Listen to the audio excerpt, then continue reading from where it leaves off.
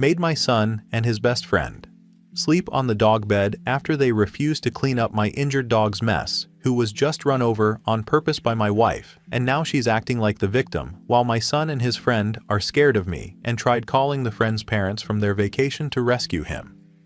I, 42M, made my son, 15M, and his best friend, 15M, sleep on the dog bed a few nights ago after they refused to help clean up after my injured dog. The dog was just run over by my wife, who I'm starting to believe did it on purpose, and now she's walking around acting like she's the one who's been wronged. So, for some background, I've been married to my wife Andrea for around 12 years. We've had our rough patches like most couples, but nothing ever like this. We have one son together, Wade, and he's generally a good kid, just been more attitude-filled lately, which I guess is normal for teenagers. His best friend Jack has been over a lot because his parents are out of town on some anniversary vacation. Then there's Cooper, my dog. He's 13 now, a big old golden retriever who's been slowing down but still has life in him. Wade grew up with him. That dog's been there through everything: job changes, moving houses, sleepless nights when Wade was a baby. He's never hurt anyone, barely barks, just old and gentle. Lately though, Andrea's been complaining about him non-stop, saying he smells, saying he sheds too much, saying he's gross and shouldn't be inside anymore. She's made comments like, "He's just a dog," or "He's lived a long enough life," which always rubbed me the wrong way. Cooper's never been aggressive or sick, just old. I brushed it off thinking she was just frustrated or having a bad week. Then 3 days ago, she hit him with her car in our driveway. I was in the garage fixing a loose shelf when I heard this loud thud followed by a whimper that made my stomach drop. I ran out and saw Cooper on the pavement trying to drag himself up, his back leg twisted weirdly. Andrea was in the car, just sitting there with both hands on the wheel. I yelled at her to help, but she didn't even move until I was already lifting him into my truck. She didn't look shocked or panicked, just stared. Then when I started shouting, she suddenly started crying and saying it was an accident. She didn't see him. I rushed Cooper to the emergency vet. He had a fractured hip, a gash down his side, bruising. The vet said he'd need surgery, but would probably recover fine with time. It was expensive, but I didn't even think twice. I told them to do whatever it takes. Meanwhile, Andrea was texting me saying she can't believe I'm blaming her and that accidents happen. I ignored it. When I came back home later that night, the house smelled like blood and antiseptic because Cooper had dragged himself inside before I found him. There was a trail from the door to his bed. I started cleaning right away because I didn't want Wade to see that when he woke up. I asked him to give me a hand since it was late and I was exhausted. He looked at me, wrinkled his nose and said, "That's disgusting. I'm not touching dog crap." His friend Jack laughed and said something like, "Yeah, that's nasty." I don't know what came over me. Maybe it was exhaustion, maybe anger, maybe grief. But I looked at those two boys, both sitting there playing video games while the animal that's loved them their whole lives was lying in pain at the vet, and something in me just snapped. I told them if they thought cleaning up after a hurt animal was disgusting, then they could sleep where the disgusting dog sleeps. The couch was covered with Cooper's blankets, so I pointed at his big orthopedic dog bed in the corner and told them that was theirs for the night. I didn't yell, I didn't touch them, I didn't even sound angry, according to what Andrea said later. Just calm and done. I gave them both pillows and said if they couldn't show basic empathy, then comfort was a privilege, not a right. Andrea lost her mind over it. She said I was being abusive, that I humiliated the kids, that I traumatized them. I told her I didn't care. She ran over my dog, and they couldn't lift a finger to help. That's not something I'm just brushing off. The next morning, she was already on the phone when I got up. I overheard her telling someone that I forced minors to sleep in filth. She told her sister, my sister, and probably anyone who'd listen. Then Wade came out with red eyes saying he didn't feel safe around me and that Jack's parents were coming home early. Apparently, the boys had called them from their phones in the middle of the night to rescue Jack. It felt surreal, like everything got turned upside down overnight. Andrea's been walking around since then, like she's the victim. She keeps crying about how no one understands what she's going through and saying, "I care more about that stupid dog than my own family." Wade barely talks to me, and when he does, it's short. I tried to explain to him that Cooper's part of this family, that love isn't just for the easy parts. He said, "I chose a dog over him." I didn't even respond to that because I knew anything I said would make it worse. Here's what really gets me though, Andrea's behavior doesn't make sense. The vet called yesterday to update me on Cooper's surgery, and when I mentioned it to her, she rolled her eyes. Then she made a comment that still hasn't left my head. She said, "Well, maybe now we can finally have a clean house." Like she was relieved, like she wanted him gone. I keep thinking back to the accident. How she didn't break, how she didn't scream or react until I yelled, how she'd been complaining about Cooper for weeks before that. The vet also mentioned something weird. Apparently Andrea had called a few days earlier, asking how much euthanasia would cost for a senior golden retriever. I didn't even know she had the number to that clinic.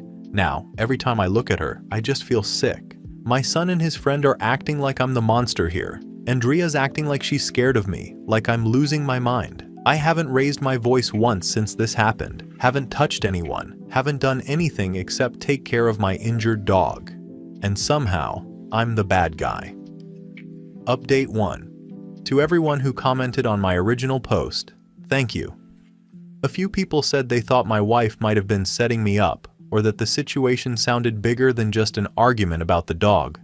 I didn't want to believe that at the time. Now I'm almost certain they were right. It started 2 days after my original post. I was home from work when 2 CPS workers knocked on my door. They said they were following up on a report about a domestic situation involving minors being forced to sleep in unsanitary conditions. I thought it had to be a mistake at first, but no, they were there because of the incident with my son and his friend sleeping on the dog bed. They came inside, asked to see the space where the boys slept, and took notes while asking if there had been any violence or screaming that night. I explained exactly what happened, that the dog had just been run over, that the boys refused to help clean, and that I was upset, but calm. I showed them the dog bed, which is actually huge and clean, and I showed Cooper's medical papers and photos of the living room that night. The workers were polite, but it was obvious they'd already been told something completely different. One of them said that the report claimed I locked the boys in a room with animal waste. They didn't find anything concerning, but said they'd keep a monitoring note just in case. I could tell they didn't buy the story completely, but the fact that it even got this far was humiliating. My wife Andrea played the part of the nervous wife, perfectly shaky voice, fake tears, talking about how she just wants everyone to be safe. That night she moved into the guest room and said she needed space. I thought maybe she was embarrassed about how far things had gone, but then she started whispering on the phone late at night. Every time I walked in, she'd close the laptop or hang up.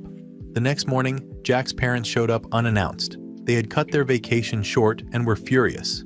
Apparently, Andrea had told them I locked their son in a cage with the dog. She even showed them photos of the dog bed, cropped in a way that made it look filthy. They barely let me talk. They grabbed Jack, told Wade they'd pray for him, and left. After that, Andrea kept saying things like, "You brought this on yourself," or "You scared those boys." Then she told Wade that CPS might take him away because of me. I didn't even realize what she was doing until Wade started refusing to eat dinner with me. He wouldn't even sit in the same room. He told me, "Mom said they're coming back for me." I felt sick. It wasn't just that she was lying. She was trying to turn our son against me completely. At that point, I started documenting everything. I took photos of every message, every mess, every date. I started saving copies of all her texts when she was out of the room.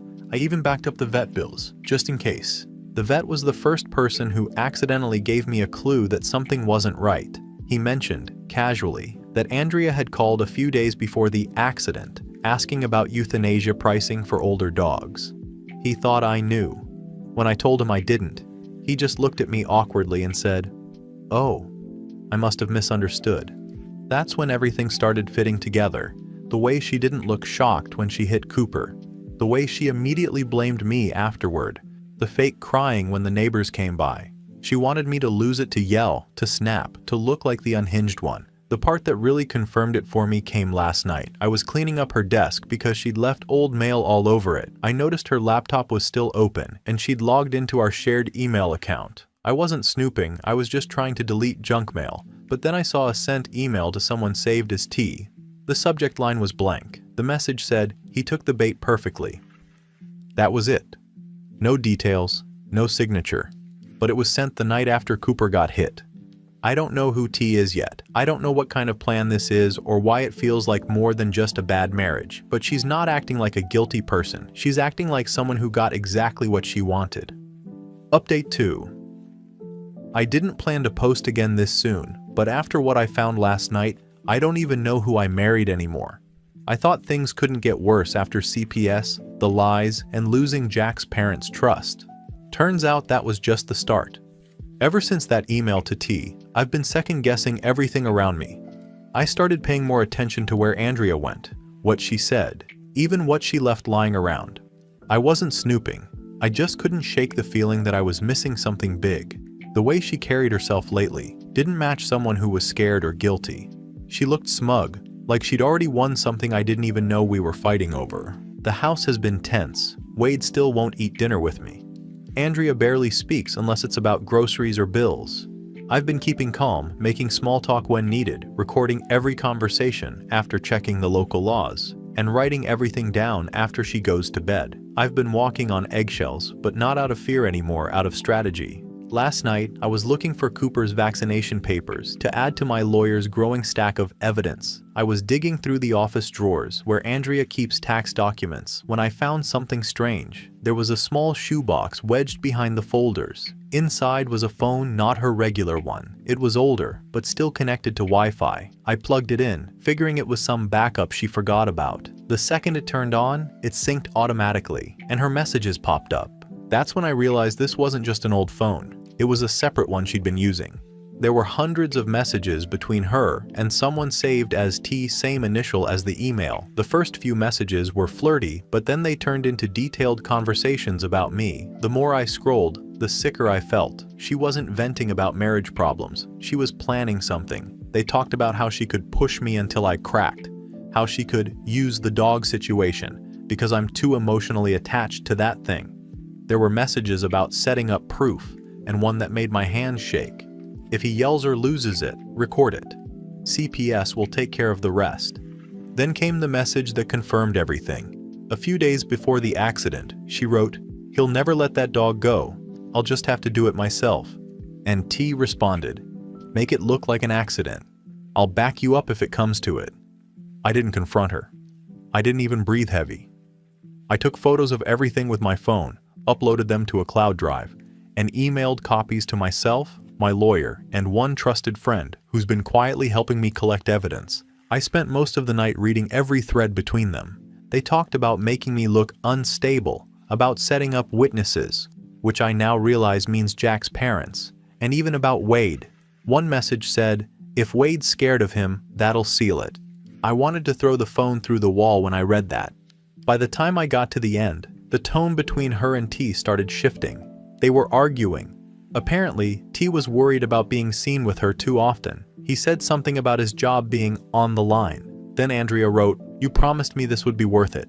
At that point, I had a pretty strong suspicion about who T was, but I wasn't completely sure. I needed confirmation. So, this morning, while Wade was getting ready for school, I asked who the principal was for his grade. He said, "Mr. Turner." My stomach dropped. I kept my face neutral, acted like it was casual conversation, but everything clicked in that second.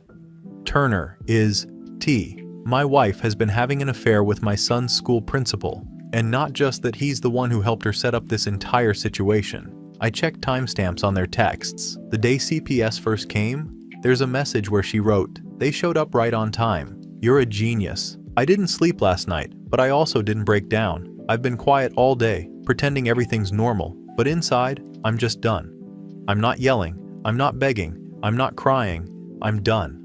I've already given my lawyer the messages and the email chain. He said what they did isn't just immoral, it's potentially criminal.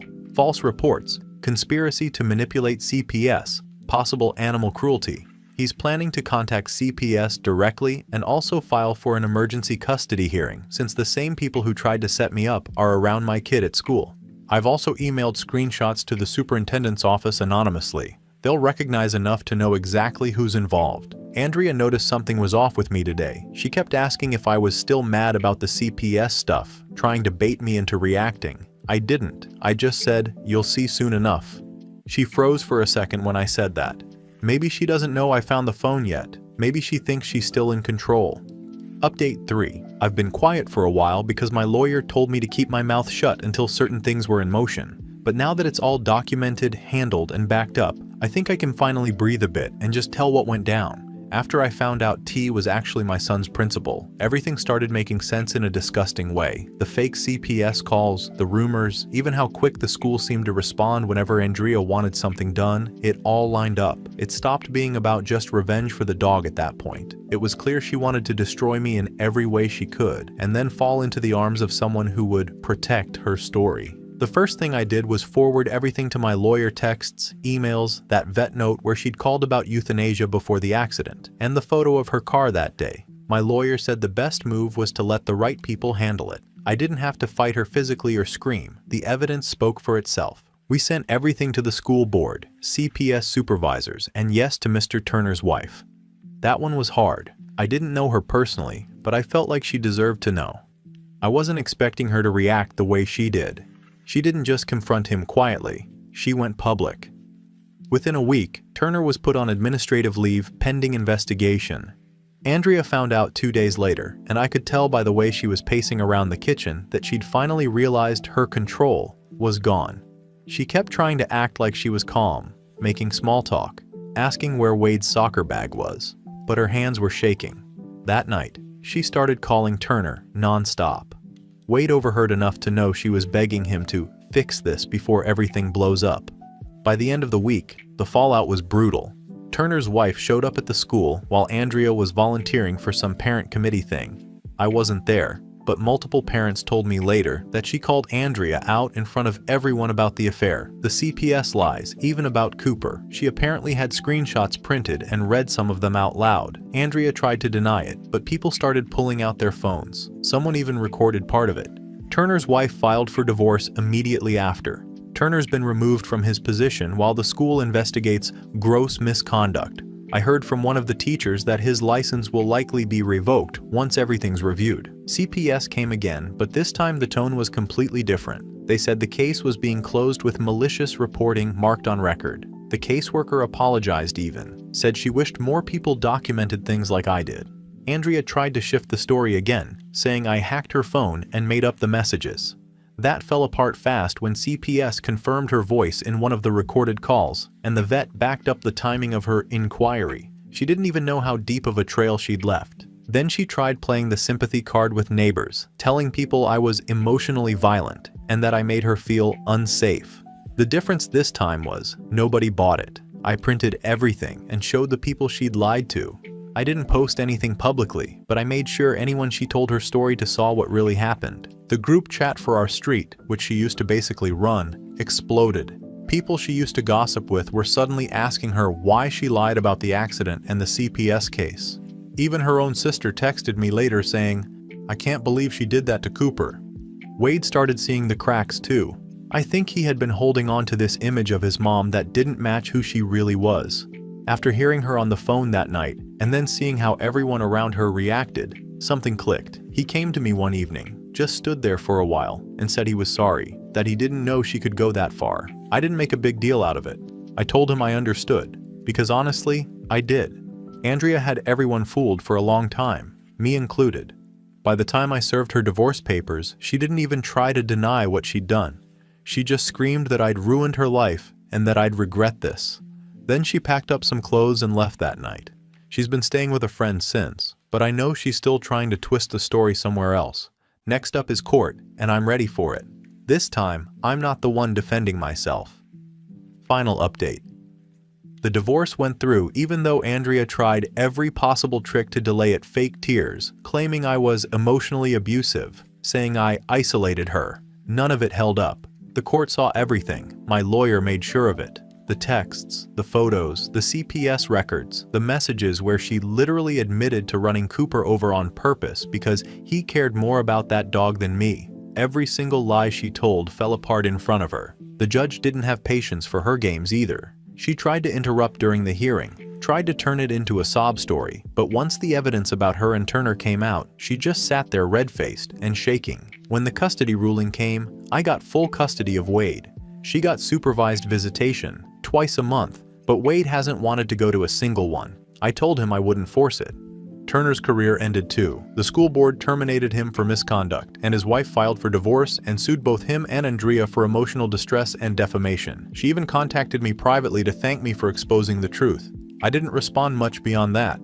I wasn't looking for gratitude, I just wanted it all to stop. Andrea left town not long after that. She moved a few cities over and started using her maiden name again. I didn't think much of it until a mutual friend mentioned she'd joined some women's support group online, calling herself a survivor of domestic abuse. At first I ignored it. I didn't want to give her any more attention, but then I saw screenshots of what she was saying. She was back to painting me as some monster who forced her to watch her dog die, and that's when I decided to make sure she wouldn't do this again. I sent the group's moderator the entire packet of evidence screenshots, messages, the court documents, even the CPS closure report listing her for malicious reporting. I didn't need to say much. The facts spoke for themselves. Within a day, she was banned from that group. A week later, she tried joining another local support circle under a different name, but that didn't last either. I made sure people knew who they were really dealing with. She lost whatever job she managed to get after that. Her reputation's done for good. People around her know what she did, and she can't rewrite it anymore. Every time she tries to start over, the truth follows her. I don't enjoy it, but I'm not sorry. She built her whole identity on lies. She can live with the fallout of that. Wade's doing better. He's been going to therapy, which has helped a lot. He still carries guilt for believing her at first, but he's working through it. Cooper's still hanging on, slower and a little more tired, but he perks up every time Wade calls him over. Wade's been helping take care of him now. I didn't ask him to. He just started doing it one day. He even fixed up a little corner for him near his bed so Cooper doesn't have to move around too much at night. Sometimes we talk about everything that happened, but not often.